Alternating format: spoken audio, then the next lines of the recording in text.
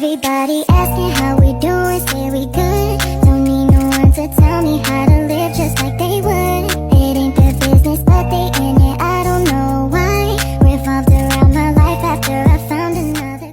Kami dari kelompok 3 akan menjelaskan materi mengenai integrasi nasional. Sebelum kami menjelaskan materi kami akan memperkenalkan diri masing-masing. Saya Yudhistira Situmorang, Saya Nagita Sari Manurung. saya Marsha Situmorang, saya Desya. Selanjutnya kami akan menjelaskan materi terkait integrasi nasional. Selamat menonton.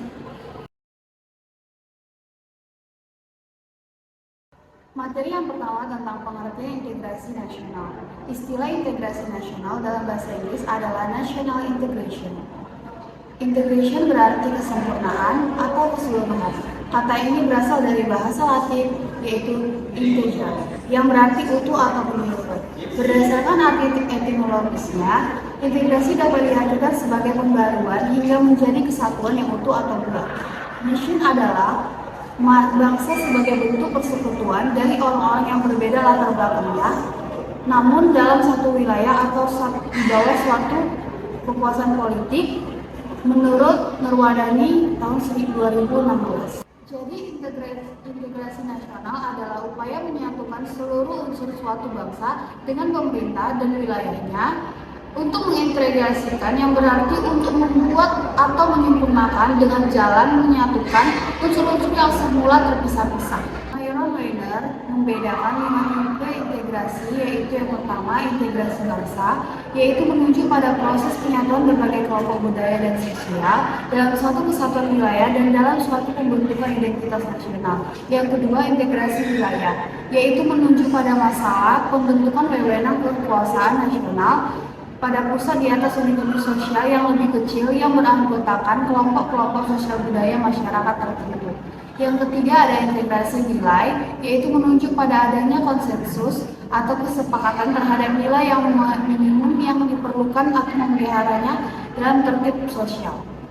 Selanjutnya yang keempat ada integrasi elit massa, yaitu menunjuk pada masalah penghubungan antara pemerintah dengan yang diperintah, mendekatkan perbedaan-perbedaan mengenai aspirasi dan nilai pada kelompok elit dan massa. Dan yang kelima, integrasi tingkah laku atau perilaku integratif, yaitu menunjuk pada penciptaan tingkah laku yang terintegrasi yang diterima demi mencapai tujuan bersama. Selanjutnya materi yang kedua, pentingnya integrasi nasional. Integrasi nasional umumnya dianggap tugas penting bagi suatu negara.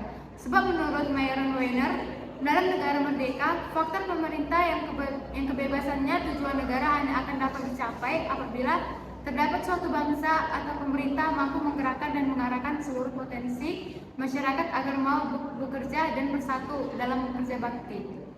Kekuasaan fisik yang sah tetapi juga pengajuan dan dukungan rakyat terdapat pemerintah itu, jadi diperlukan hubungan yang ideal antara pemerintah dengan rakyatnya sesuai dengan sistem nilai dan politik yang disepakati.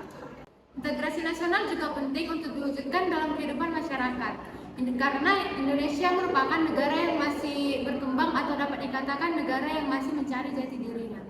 Selain itu, integrasi nasional sangat penting untuk diwujudkan karena integrasi nasional merupakan suatu cara yang menyatukan berbagai macam perbedaan yang ada di Indonesia. Adanya upaya mengintegrasikan Indonesia, perbedaan-perbedaan yang ada tetap harus diikuti atau dihargai sehingga Indonesia menjadi negara yang bersatu dan mencapai tujuan bersama. Selain menghargai dan mengakui berbagai macam perbedaan di Indonesia, masyarakat Indonesia harus memiliki rasa toleransi terhadap sesama sehingga tidak menjadi konflik yang berkepanjangan yang dapat merugikan bangsa Indonesia. Pentingnya integrasi nasional juga merupakan salah satu cara untuk menyatukan berbagai macam perbedaan yang ada di Indonesia. Integrasi itu sendiri dapat dikatakan sebagai suatu langkah yang baik untuk menyatukan sesuatu yang semula terpisah menjadi satu keutuhan yang baik bagi bangsa Indonesia. Misalnya menyatukan berbagai macam suku, budaya yang ada, serta menyatukan berbagai macam agama yang ada di Indonesia. Ketiga, perkembangan sejarah integrasi di Indonesia. Suroyo menjelaskan bangsa kita sudah mengalami pembangunan integrasi sebelum bernegara Indonesia yang merdeka. Menurutnya ada 3 model integrasi dalam sejarah perkembangan integrasi di Indonesia. Yakni yang pertama, model integrasi Imperium Majapahit, Yang kedua, model integrasi kolonial. Yang ketiga, model integrasi nasional Indonesia. Yang pertama, ada model integrasi Imperium Majapahit. Model integrasi pertama ini bersifat kemaharajaan Majapahit. Kemarajaan yang begitu luas ini berstruktur konsentris, dimulai dengan konsentris pertama, yaitu wilayah inti kerajaan, Pulau Jawa dan Madura yang diperintah langsung oleh raja dan saudara-saudaranya. Konsentris kedua adalah wilayah di luar Jawa yang merupakan kerajaan-kerajaan otonom. Yang ketiga, konsentris ketiga adalah negara-negara sahabat di mana Majapahit menjalin hubungan diplomatik dan hubungan dagang antara lain dengan Champa, Kamboja, Ayodhya-pura, Thailand. Yang kedua ada model integrasi kolonial. Model integrasi kedua atau lebih tepat disebut dengan integrasi atas wilayah Hindia Belanda sepenuhnya dicapai pada awal abad 10 dengan wilayah yang terentang dari Sabang sampai Merauke. Integrasi model kolonial ini tidak mampu menyatukan segenap keragaman bangsa Indonesia, tapi hanya untuk maksud menciptakan kesetiaan tunggal pada penguasa kolonial. Yang ketiga ada model integrasi nasional Indonesia. Model integrasi ketiga ini merupakan proses berintegrasinya bangsa Indonesia sejak merdeka tahun 1945. Model integrasi nasional ini diawali dengan tumbuhnya kesadaran berbangsa khususnya pada diri orang-orang Indonesia yang mengalami proses pendidikan sebagai dampak dari politik etis pemerintah kolonial Belanda. Mereka mendirikan organisasi pergerakan baik yang bersifat keagamaan, kepemudaan, kedaerahan, politik, ekonomi, perdagangan, dan kelompok perempuan. Dalam sejarahnya, penumbuhan kesadaran berbangsa tersebut dilalui dengan tahapan-tahapan sebagai berikut. Yang pertama, masa perintis. Masa perintis adalah masa mulai dirintisnya semangat kebangsaan melalui pembentukan organisasi-organisasi pergerakan. Yang kedua, masa penegas. Masa penegas adalah masa mulai ditegaskannya semangat kebangsaan pada diri bangsa Indonesia yang ditandai dengan peristiwa Sumpah Pemuda tanggal 28 Oktober 1928. Yang ketiga, masa percobaan. Bangsa Indonesia melalui organisasi pergerakan mencoba meminta kemerdekaan dari Belanda. Organisasi-organisasi pergerakan yang tergabung dalam GAPI, Gabungan Politik Indonesia tahun 1938, mengusulkan Indonesia berparlemen. Yang keempat, masa pendobrak. Pada masa tersebut, semangat dan gerakan kebangsaan Indonesia telah berhasil mendobrak belenggu penjajahan dan menghasilkan kemerdekaan. Kemerdekaan bangsa Indonesia dipromosikan pada tanggal 17 Agustus 1945. Sejak saat itu, bangsa Indonesia menjadi bangsa merdeka, bebas, dan sederajat dengan bangsa lain. Nasionalisme telah mendasari bagi pembentukan negara kebangsaan Indonesia modern. Materi yang selanjutnya, integrasi nasional di Indonesia. Integrasi nasional di Indonesia dibedakan menjadi dua dimensi. Yang pertama, dimensi vertikal, dan yang kedua, dimensi horizontal. Dimensi vertikal dari integrasi adalah dimensi yang berkenaan dengan upaya menyatukan persepsi, keinginan, dan harapan yang ada antara elit dan massa atau antara pemerintah dengan rakyat. Jadi, integrasi vertikal berupaya mewujudkan integrasi dengan menjembatani perbedaan-perbedaan antara pemerintah dan rakyat.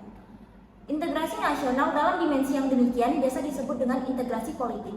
Sedangkan dimensi horizontal dari integrasi adalah dimensi yang berkenaan dengan upaya mewujudkan persatuan di antara perbedaan-perbedaan yang ada dalam masyarakat itu sendiri, baik perbedaan wilayah tempat tinggal, perbedaan suku, perbedaan agama, perbedaan budaya, dan perbedaan-perbedaan lainnya. Jadi, integrasi horizontal berupaya mewujudkan integrasi dengan menjembatani perbedaan antar kelompok dalam masyarakat. Integrasi nasional dalam dimensi ini biasa disebut dengan integrasi teritorial.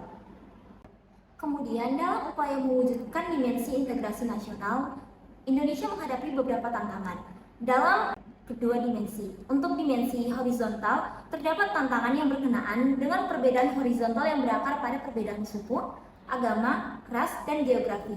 Sedangkan dalam dimensi vertikal, tantangan yang ada adalah berupa celah perbedaan antara elit dan massa, di mana latar belakang pendidikan, keadaan menyebabkan kaum elit berbeda dari massa yang cenderung berpandangan tradisional. Salah satu masalah yang dialami oleh negara-negara berkembang, termasuk Indonesia, dalam mewujudkan integrasi nasional yaitu masalah primordialisme yang masih kuat. Titik pusat goncangan primordial biasanya berkisar pada beberapa hal, yaitu masalah hubungan udara atau kesukuan, jenis bangsa atau ras, bahasa, daerah, agama, dan kebiasaan. Kemudian di era globalisasi, tantangan itu bertambah oleh adanya tarikan global di mana keberadaan negara-negara sering dirasa terlalu sempit untuk mewadahi tuntutan dan kecenderungan global. Dengan demikian, keberadaan negara berada dalam dua tarikan sekaligus, yaitu tarikan luar berupa globalisasi yang cenderung mengabaikan batas-batas negara bangsa, dan tarikan dari dalam berupa kecenderungan menguatkan ikatan-ikatan yang sempit seperti ikatan etnis, kesukuan, atau kedaerahan. Untuk itu, diperlukan penguatan rasa nasionalisme kepada masing-masing masyarakat Indonesia.